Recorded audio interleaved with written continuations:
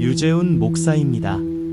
요한복음서를 대담 형식으로 작성하여 성도 그리고 성경을 알고자 하는 분들을 위하여 강해의 기초가 되기를 바라는 마음으로 준비했습니다. 요한복음 5장 1절 말씀부터 시작하겠습니다. 그 후에 유대인의 명절이 있어 예수께서 예루살렘에 올라가시니라. 예수님은 왜 명절에 예루살렘에 가셨나요? 유대인의 명절에는 모든 남자들이 예루살렘 성전에 올라가 예배하는 것이 율법의 규례였습니다. 예수님도 이 율법을 성실히 따르셨고 그분의 공생애 속에서도 자주 명절에 예루살렘을 방문하셨습니다. 하지만 예수님의 목적은 단지 명절을 지키는 데 있지 않았습니다. 그분은 고통받는 자들, 잃어버린 자들, 외면받는 자들을 찾아가셔서 그들에게 하나님의 나라가 가까이 왔음을 선포하셨습니다. 그럼 이번 명절은 어떤 의미가 있었던 건가요? 5장에서 명확히 어떤 명절인지는 밝히지 않지만 예루살렘에 많은 병자들이 모여 있었고 예수님은 그중 한 사람을 만나 표적과 계시를 시작하셨습니다. 즉, 명절은 단지 율법적 절기가 아니라 예수님께서 새로운 생명의 사건을 시작하시는 전환점이 됩니다. 구약에서는 명절이 하나님의 은혜를 기념하는 날이었다면 예수님 안에서는 그 은혜가 실제로 임하는 날이 됩니다. 예수님은 율법을 무시하지 않으시고 성실히 지키셨습니다. 그러나 그 율법의 진짜 의미와 생명을 회복시키시는 분이셨습니다. 이 예배와 절기의 핵심은 하나님을 만나는 것입니다. 예수님은 명절의 형식을 넘어 그날 만남의 본질을 이루시는 하나님 자신이셨습니다. 예수님은 사람들로 북적이는 절기 한가운데서도 고통받는 한 사람을 주목하십니다. 하나님의 시선은 늘 연약한 자에게 향해 있습니다. 다음 절에서는 베데스다 못과 5 행각, 그리고 고통 속에 있는 병자들의 배경이 등장합니다. 이 사건은 단순한 치유 이야기가 아니라 안식일 논쟁과 예수님의 신성 선언으로 이어지는 중요한 분기점입니다. 이 절은 예수님의 3번째 표적이 일어난 장소, 즉 베데스다 연못과 그 주변 상황을 구체적으로 보여줍니다. 요한복음 5장 2절의 말씀입니다. 예루살렘에 있는 양문 곁에 히브리 말로 베데스다라 하는 못이 있는데 거기 행각 5이 있고 베데스다라는 못이 어떤 곳인가요?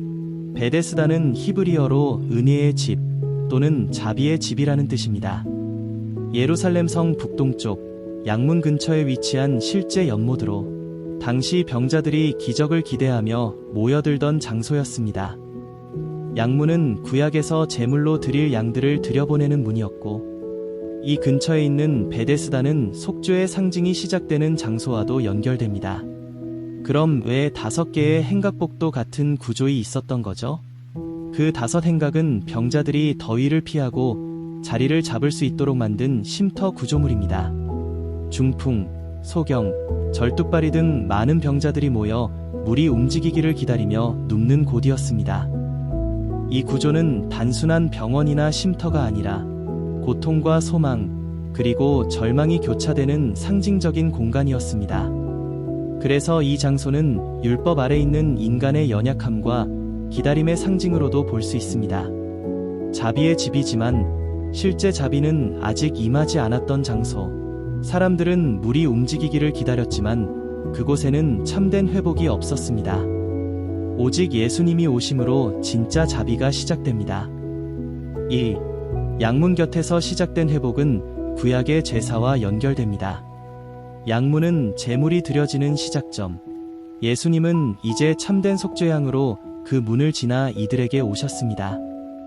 이 5 행각의 병자들은 구약 율법의 한계 아래 신음하는 인류의 모습입니다. 예수님은 그들을 향해 오셔서 율법이 할 수 없었던 일, 회복과 생명을 행하십니다. 이제 이 목가에 누워있는 수많은 병자들 가운데 예수님께서 한 사람을 주목하시는 장면으로 이어집니다. 치유의 시작은 선택하시는 은혜로부터 일어납니다. 이 절은 베데스다 연못 주위에 모인 병자들의 상태를 묘사하며 인간의 고통과 절망, 그리고 기다림의 신학이 압축되어 있는 장면입니다. 요한복음 5장 3절 말씀입니다. 그 안에 많은 병자, 맹인, 다리 저는 사람, 혈기 마른 사람들이 누워 물이 움직이기를 기다리니. 왜 이 많은 사람들이 물이 움직이기를 기다린 건가요? 당시 전승에 따르면 어느 때에 천사가 내려와 못에 물을 움직이면 제일 먼저 들어간 사람이 병을 고침받는다는 이야기가 있었습니다. 그래서 수많은 병자들이 그 기적을 바라며 연못 주변에 모여 있던 것입니다. 이는 율법 아래의 인간이 기대하는 형식적, 기복적 신앙의 모습입니다. 소수만 낳는 시스템, 조건을 충족해야 은혜를 받는 구조는 하나님의 참 자비와는 거리가 먼 체계였습니다. 그럼 예수님은 이 불완전한 소망의 장소에 일부러 오신 건가요? 예, 맞습니다. 예수님은 이곳에서 사람들이 기다리는 기적의 형식을 무너뜨리고 직접 생명의 말씀으로 치유하시기 위해 오셨습니다. 사람들은 물이 움직이길 기다렸지만 예수님은 말씀으로 움직이십니다. 기다리는 자들은 많은데 예수님은 은혜를 임하게 하시는 분으로 스스로 찾아오신 것입니다. 1. 먼저 들어간 자만 고침을 받는다는 체계는 은혜가 아닙니다. 인간의 노력, 빠름, 조건에 따라 주어지는 구조는 복음이 아닙니다. 예수님은 오히려 가장 오래 기다린 자, 가장 약한 자를 먼저 찾아가십니다. 이 절은 은혜는 기다리는 것이 아니라 하나님이 주시는 것임을 보여줍니다. 사람은 기다림의 끝에서 절망하지만 예수님은 찾아오심으로 은혜의 시작을 열어주십니다. 3. 이 장면은 복음의 전환을 상징합니다. 율법 아래 경쟁과 형식으로 남아있던 시대에서 예수 그리스도를 통한 은혜의 시대로 바뀌고 있음을 보여줍니다. 다음 절은 어떤 사본에는 포함되지 않지만 당시 사람들의 믿음과 배경을 이해하는데 중요한 단서를 제공합니다. 이 절은 일부 사본에는 없지만 당시 사람들의 믿음과 배경을 설명해주는 구절로 간주됩니다. 그들의 소망이 어디에 있었는지를 보여주는 중요한 문맥입니다. 요한복음 5장 4절 말씀입니다. 이는 천사가 가끔 못에 내려와 물을 움직이게 하는데 물이 움직인 후에 먼저 들어가는 자는 어떤 병에 걸렸든지 낫게 되밀어라. 이 말씀은 진짜 역사적으로 있었던 일인가요? 아니면 전설인가요? 이 절은 본문 사본에 따라 빠져있는 경우도 있어서 정경적 사실이라기보다는 당시 민간 신앙의 배경 설명으로 이해하는 것이 더 적절합니다. 유대인들 사이에 퍼졌던 기적신앙, 즉 천사가 연못에 내려와 물을 동하게 한다는 이야기는 기다림과 경쟁 속의 신비주의 신앙 형태였습니다. 나는 이것을 통해 사람들이 하나님의 자비를 물리적 현상에 의존하고 있었음을 지적하고자 했습니다. 그들은 기적의 방식은 원했지만 기적의 주체이신 하나님 자신을 기다리지는 않았습니다. 그럼 예수님은 이런 믿음 자체를 바꾸시려 했던 건가요? 그렇습니다. 예수님은 기적 자체가 아니라 그 기적을 주시는 주권자로 오셨습니다. 사람들은 물이 움직이길 기다렸지만 예수님은 움직이시는 하나님으로 이 병자를 직접 찾아오신 것입니다. 즉, 이제 더 이상 물의 움직임이 구원이 아니고 예수님의 말씀과 임재가 구원의 본질임을 보여주신 것입니다. 1. 기다림의 믿음과 임재의 믿음은 다릅니다. 전자는 조건과 행위에 의지하고 후자는 예수님의 은혜와 주권에 의지합니다. 2. 복음은 경쟁이 아니라 은혜입니다.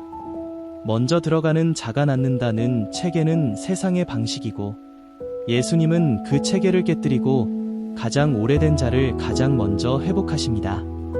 3. 참된 회복은 천사의 손이 아닌 예수님의 말씀에 있습니다. 히브리서 1장도 말합니다. 하나님은 천사로 말씀하지 않고 아들을 통해 말씀하셨다. 이제는 아들이 직접 오셨고 은혜는 그분의 입에서 흘러나옵니다. 다음 절에서는 이 연못가에 38년 된 병자, 곧 가장 오래 기다린 자가 등장하며 예수님의 기적이 실제로 시작됩니다. 이 절은 가장 오래된 절망 속에서 예수님의 시선이 머문 한 사람을 소개합니다. 이 병자는 단지 병든 몸이 아니라 희망마저 잃어버린 영혼이었습니다. 요한복음 5장 5절 말씀입니다. 거기 38해 된 병자가 있더라. 38년 동안 병들어 있었다니 어떤 의미가 있나요? 38년은 단순히 긴 시간만을 뜻하지 않습니다. 이스라엘 백성이 광야에서 방황하던 시간과도 연결됩니다. 신명기 2시 14분 참조. 그처럼 이 병자도 자기 인생의 광야에서 아무것도 하지 못한 채 절망과 무력감 속에 시간만 흘려보낸 자였습니다. 사람들 눈에는 패배한 인생이었고 자신조차도 기대할 것 없는 존재로 여겼을 것입니다. 하지만 예수님은 그런 자를 먼저 보십니다. 그분의 시선은 경쟁의 최상위가 아니라 인간적으로 가장 오래된 고통의 자리에 닿습니다. 그럼 이 사람은 아무 희망도 없이 거기 누워 있었던 건가요? 그렇습니다. 이 병자는 스스로 움직일 수도 남이 도와줄 사람도 없었습니다. 연못의 기적도 자신에게는 그림의 떡이었고 오직 기다림만 남은 삶이었습니다. 그러나 바로 그 순간 하나님이 육신이 되어 찾아오셨습니다. 그는 아무것도 하지 않았고 예수님은 먼저 다가가 말씀으로 그 인생을 다시 시작하게 하셨습니다. 복음은 오래된 고통을 먼저 찾아갑니다. 하나님은 세상의 기준, 능력, 성취, 경쟁이 아니라 가장 오래 고통받는 자를 먼저 보시는 분입니다. 1. 38년은 실패한 시간처럼 보여도 하나님은 그 시간을 준비로 사용하십니다. 기다림의 시간은 무의미하지 않습니다.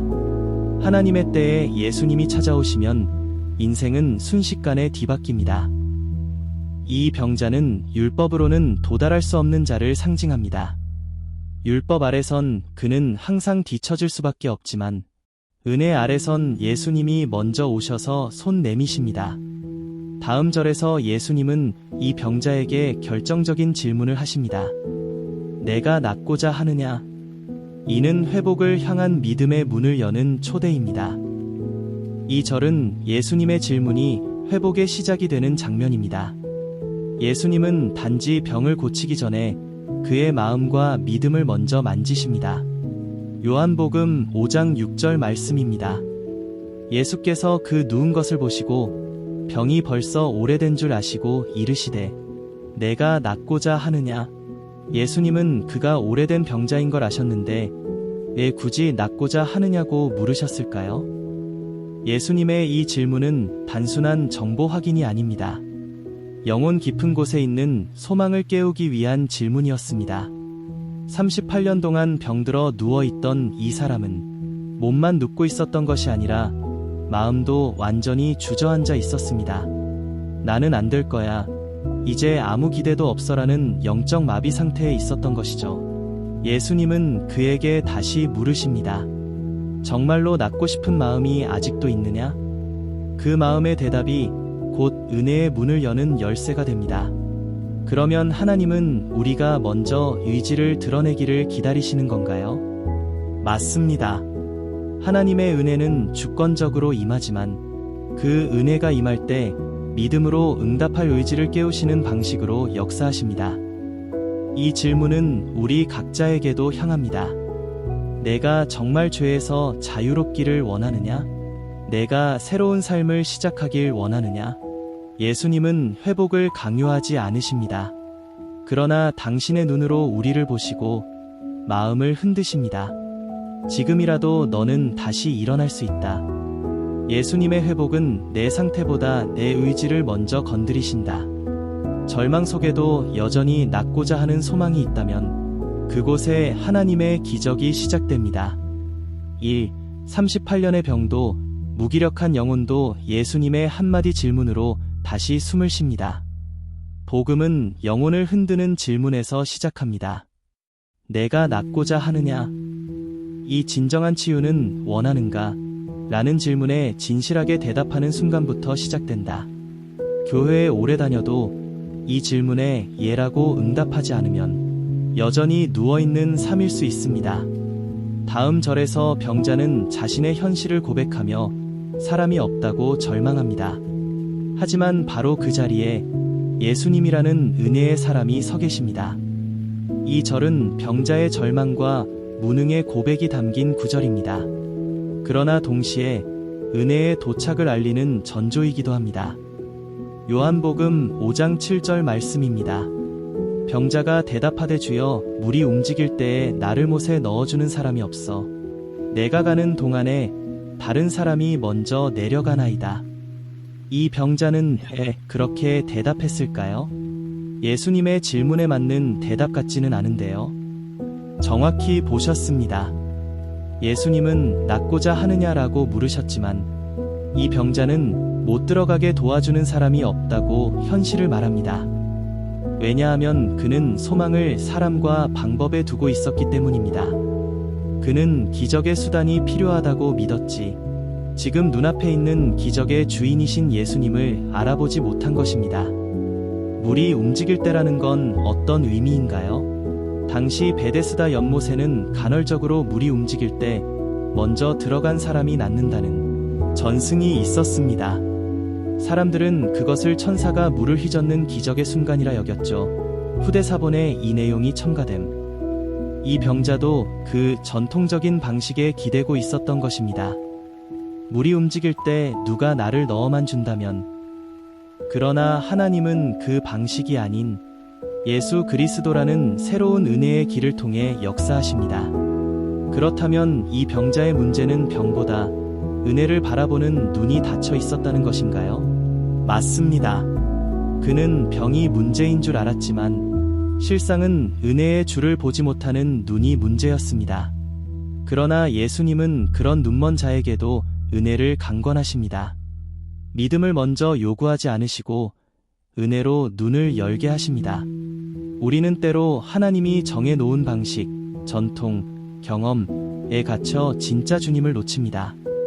병자는 기적의 방식만 찾았지만 하나님은 기적 자체이신 예수님을 보내셨습니다. 1. 은혜는 자격 있는 자보다 절망 속에서 주님을 바라보는 자에게 임합니다. 사람은 없고 기회는 사라지고 몸도 움직일 수 없을 때 그 자리에 주님이 오십니다. 도와줄 사람이 없다는 외침은 모든 인간적인 소망이 끊어진 자리에서 나옵니다. 그리고 그곳이야말로 하나님의 은혜가 임할 자리입니다. 예수님은 더 이상 조건을 묻지 않으시고 말씀 한마디로 그를 일으키십니다. 은혜는 행동으로 임합니다. 말씀으로 병자를 일으키시는 순간이며 은혜가 즉각적이고 권위 있게 역사함을 보여줍니다. 요한복음 5장 8절 말씀입니다. 예수께서 이르시되 일어나 내 자리를 들고 걸어가라 하시니 예수님은 아무런 기도나 의식 없이 그냥 일어나라고만 하셨는데 그게 가능한 일인가요? 예수님은 말씀 자체에 능력이 있으신 분입니다. 그분은 태초의 말씀으로 천지를 창조하신 하나님과 하나이십니다. 1. 따라서 이 명령은 단순한 격려가 아니라 별표 창조적이고 실제를 변화시키는 하나님의 음성 별표입니다. 일어나라는 말은 그 병자의 절망을 끊고 믿음으로 새로운 길을 걷게 하는 권위의 선언입니다. 자리를 들고 가라는 건 어떤 의미인가요? 그 자리는 38년 동안 그가 누워있던 무력함의 상징입니다. 예수님은 단순히 고쳐주신 것이 아니라 이제 다시는 그 자리에 눕지 말고 일어나 살아가라고 하신 것입니다. 그가 그 자리를 들고 가는 모습은 은혜의 증거를 들고 걷는 믿음의 첫걸음이기도 합니다. 이 병자에게 믿음은 필요하지 않았던 건가요? 아무 말 없이 그냥 고쳐주신 건가요? 처음에는 그에게 믿음의 고백이 없었습니다. 그러나 예수님의 말씀은 믿음을 불러일으키는 말씀이었습니다. 그가 말씀을 듣고 일어났다는 것은 그 순간 말씀을 받아들인 믿음이 그의 안에서 역사했다는 증거입니다. 예수님은 우리의 믿음이 온전할 때만 역사하시는 분이 아니라 믿음을 시작하게 하시는 분이십니다. 2. 예수님의 말씀은 죽은 심령도 일으키는 능력이다. 일어나 걸어가라는 말씀이 오늘 우리에게도 들린다. 영적 무력감, 낙심, 중독, 죄에 눕는 자리에서 일어나라는 부르심이다. 이 신앙은 기다림이 아니라 응답으로 시작된다. 병자는 38년을 기다렸지만 예수님의 한마디에 즉각 반응할 때 새 길이 열렸다. 3. 믿음은 말씀을 듣고 움직이는 순간에 자란다. 예수님은 먼저 믿음을 요구하시기보다 말씀을 통해 믿음을 낳게 하신다. 은혜가 회복을 주었지만 종교는 그 은혜를 시비하기 시작합니다. 요한복음 5장 9절 말씀입니다. 그 사람이 곧 나아서 자리를 들고 걸어가니라. 이날은 안식일이니. 곧 나았다는 표현이 인상 깊습니다. 시간이 걸린 게 아니고 즉시 고쳐졌나요? 네, 예수님의 말씀은 지연된 능력이 아니라 즉각적인 회복을 일으키는 생명의 말씀입니다. 예수님은 단지 병을 고치신 것이 아니라 38년의 고통과 무력감까지 즉시 끊어내셨습니다. 여기서 중요한 건 단지 육체의 회복이 아니라 예수님의 주권적 은혜가 시간과 전통, 조건을 뛰어넘어 역사했다는 사실입니다. 그런데 왜 굳이 이 날은 안식일이라는 설명이 덧붙어 있나요? 이 설명은 단순한 배경 정보가 아니라 이 사건이 곧바로 안식일 논쟁으로 이어진다는 예고입니다. 유대인들은 안식일에 짐을 드는 것을 율법 위반이라 보았기에 자리를 들고 걷는 병자를 비난할 수밖에 없었습니다. 하지만 예수님은 그 안식일의 병을 고치심으로써 참된 안식이 율법의 규정이 아니라 하나님의 은혜 안에서 완성된다는 것을 드러내십니다. 그럼 예수님은 의도적으로 안식일에 병을 고치신 건가요? 그렇습니다. 예수님은 안식일을 참된 회복의 날, 구원의 날로 회복시키기 위해 일부러 이 날을 선택하셨습니다. 유대인들은 안식일을 행위의 제한으로만 여겼지만 예수님은 그것을 생명의 자유, 은혜의 날로 다시 세우셨습니다. 이 은혜는 즉시 임하고 그 사람의 삶 전체를 변화시킨다. 38년의 절망은 예수님의 한마디로 완전히 무너졌다. 회복은 단계가 아니라 예수님과의 만남에서 시작된다. 예수님은 종교적 전통보다 하나님의 뜻을 우선하신다. 안식일의 규정보다 사람을 살리는 것이 하나님의 마음이다. 3. 신앙은 때로 종교적 틀과 충돌한다. 은혜를 경험한 자는 기존 체제에 의해 오히려 시험받기도 한다. 그러나 그 은혜는 율법보다 크고 억압보다 강하다. 유대인들이 병자를 비난하는 장면이 등장하며 예수님의 사역이 종교 권위와 정면 충돌하는 국면으로 나아갑니다. 예수님의 기적에 대해 유대인들이 보인 반응을 보여줍니다. 기적을 통해 하나님을 보려 하지 않고 율법의 잣대로 사람을 정죄하는 종교적 태도가 드러납니다. 요한복음 5장 10절 말씀입니다. 유대인들이 병 나은 사람에게 이르되 안식일인데 내가 자리를 들고 가는 것이 옳지 아니하니라.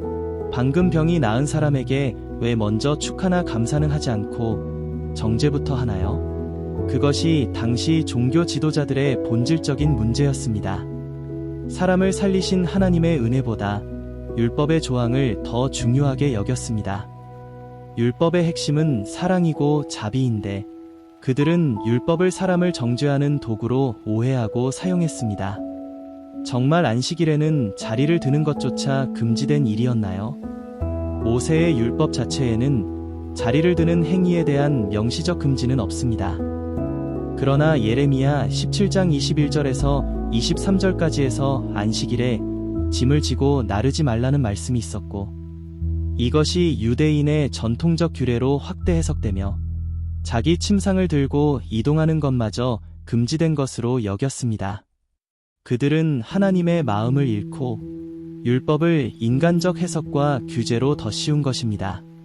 그럼 유대인들의 관점에서는 이 병자가 죄를 범한 것으로 보였겠네요. 맞습니다.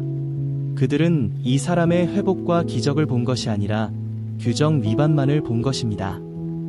이것은 당시 종교가 얼마나 메마르고 왜곡되었는지를 보여주는 장면입니다.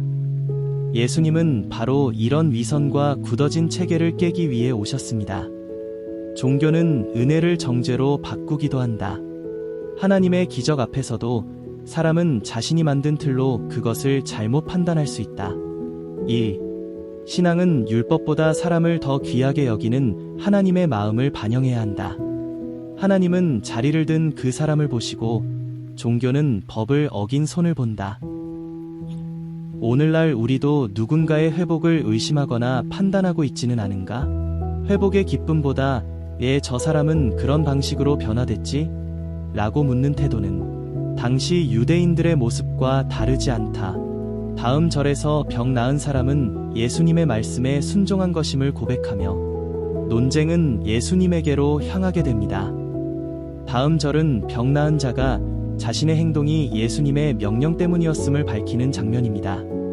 기적의 주체로서 예수님의 권위가 드러나는 동시에 종교 지도자들의 시선이 그분에게로 집중되기 시작합니다. 요한복음 5장 11절 말씀입니다.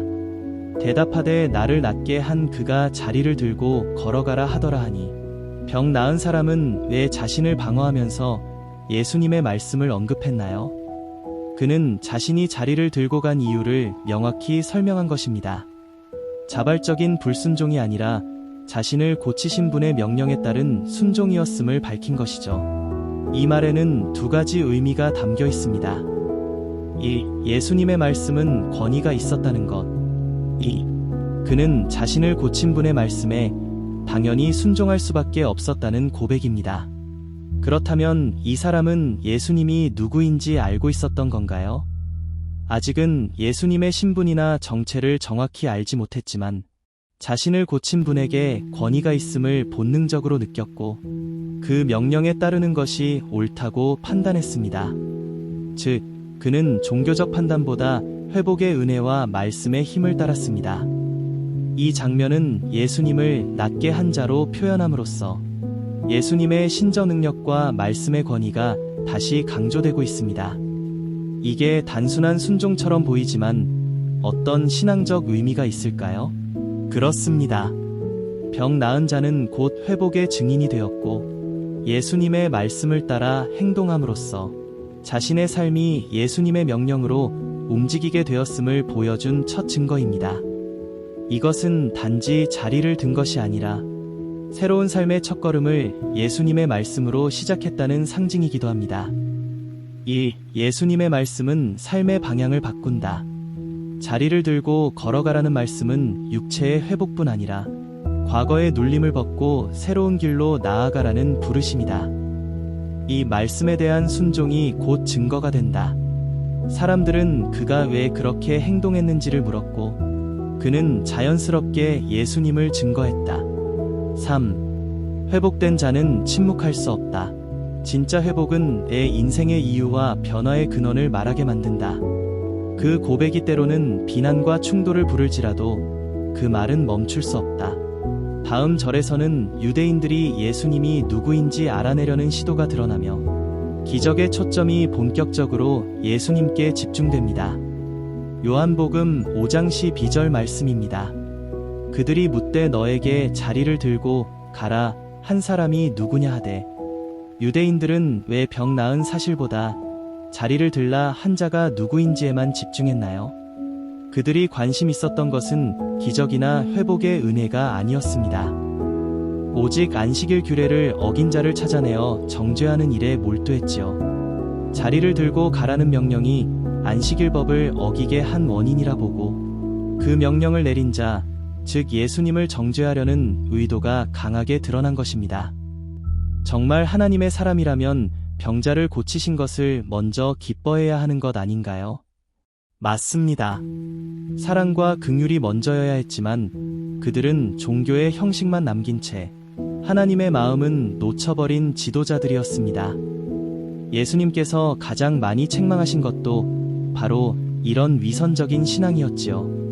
마태복음 23장에서 예수님은 너희는 박하와 근채와 채소의 11조는 드리되 정의와 긍휼과 믿음은 버렸다 하셨습니다.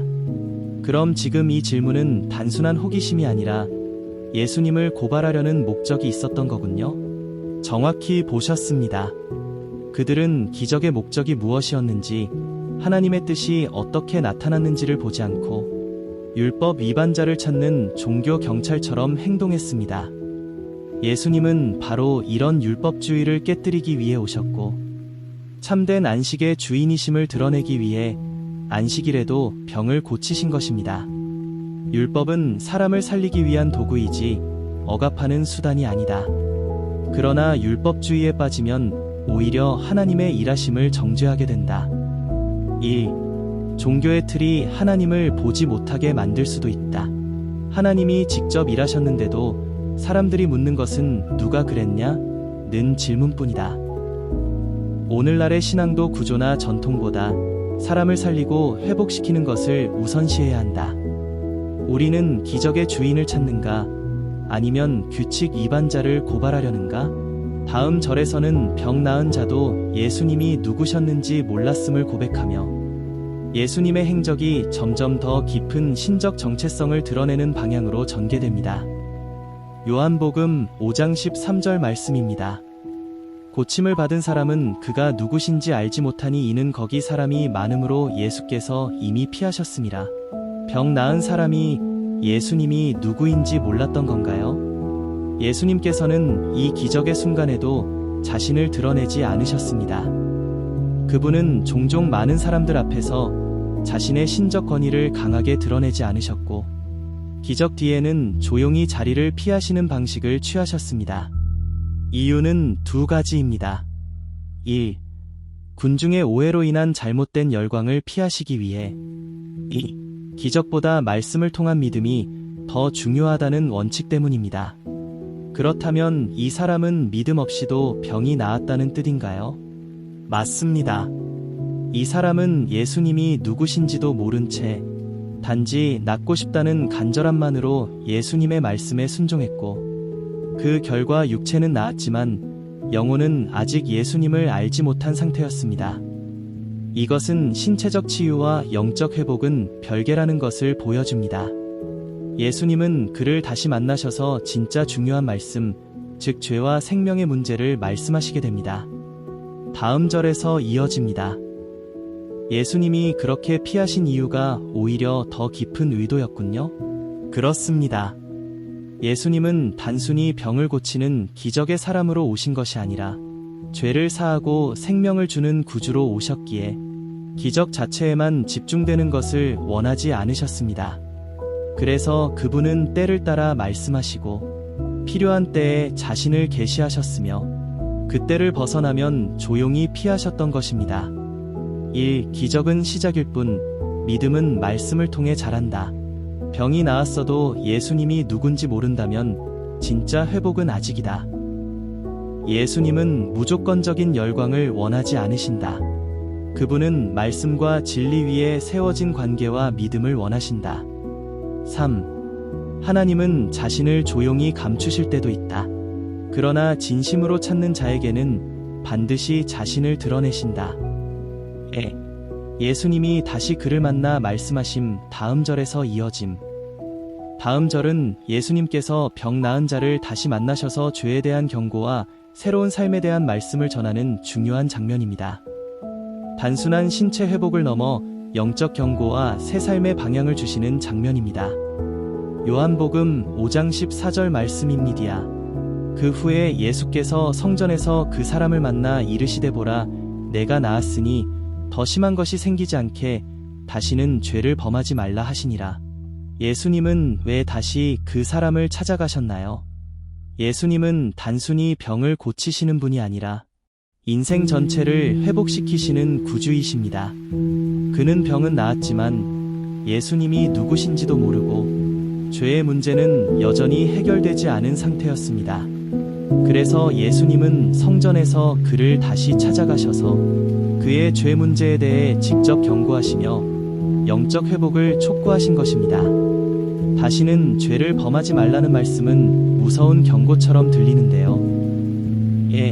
그 말은 단지 도덕적인 충고가 아니라 하나님의 심판과 구원의 갈림길에서 주시는 진지한 명령입니다. 예수님은 이렇게 말씀하십니다. 보라, 내가 나았으니 은혜를 입었음을 기억하라는 것이고 다시는 죄를 범하지 말라, 은혜를 가볍게 여기지 말라는 경고입니다. 그리고 더 심한 것이 생기지 않게 라는 말씀은 심판이나 영원한 멸망까지도 경고하는 무게 있는 말씀입니다. 그렇다면 회복된 이후 삶이 훨씬 더 중요하다는 말씀이군요. 정확히 보셨습니다. 예수님의 은혜는 단순한 육체 치유로 끝나는 것이 아니라 그 이후의 삶이 죄에서 돌이켜 하나님께로 돌아오는 삶이어야 합니다. 은혜를 받은 자는 그 은혜에 합당한 삶을 살아야 하며 그렇지 않으면 더 심각한 영적 위험에 처할 수 있다는 경고이기도 합니다. 1. 치유보다 중요한 것은 죄에서의 자유다. 예수님은 단순한 치료자가 아니라 죄에서 구원하시는 구속자다. 이 은혜 이후의 삶이 구원의 열매다. 나았으니 는 하나님의 은혜의 선포이고 다시는 죄를 범하지 말라는 거룩한 삶의 부르심이다. 3. 하나님은 병든 자를 고치시되 그보다 더 깊은 죄의 고통을 먼저 보신다. 외적인 회복이 아닌 내적인 회개와 변화가 진짜 목적이다. 병 나은 자가 예수님의 이름을 드러내며 그 결과 유대인들의 예수님에 대한 적대감이 본격적으로 고조되는 장면. 병 나은 자가 예수님의 정체를 유대인들에게 알리는 장면으로 앞으로 전개될 종교 지도자들의 박해와 예수님의 계시를 위한 중요한 연결고리입니다. 요한복음 5장 15절 말씀입니다.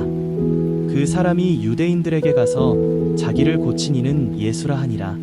병 나은 사람이 유대인들에게 예수님의 이름을 말한 건가요? 그는 처음에는 예수님이 누구신지도 몰랐습니다.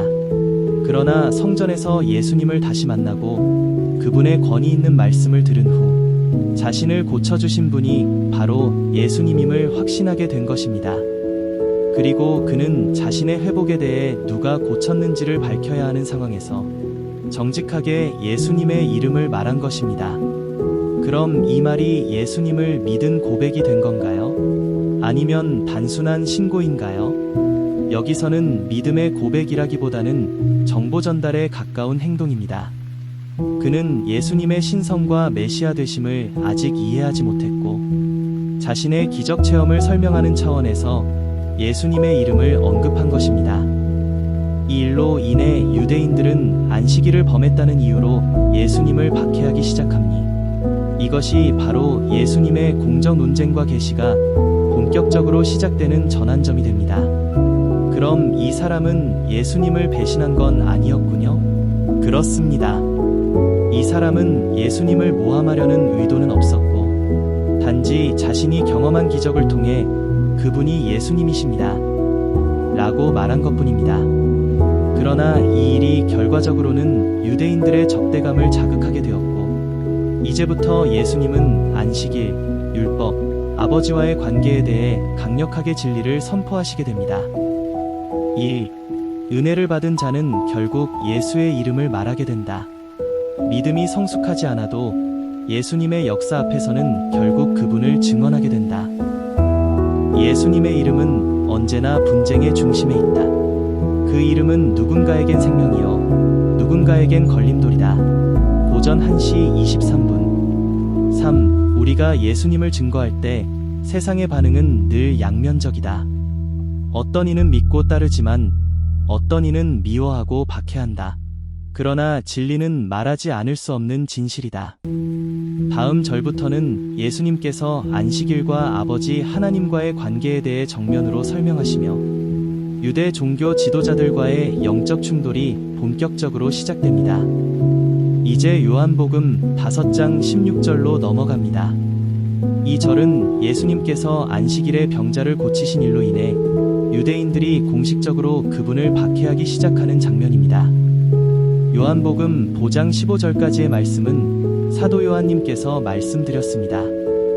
이 구간은 우리와의 생활과 우리의 삶에 아주 중요한 구간이고 믿음에 대한 정말로 중요한 구간이라 15절까지 상세하게 하고 16장부터 한 영상을 더 만들어 말씀을 제공해 드리겠습니다.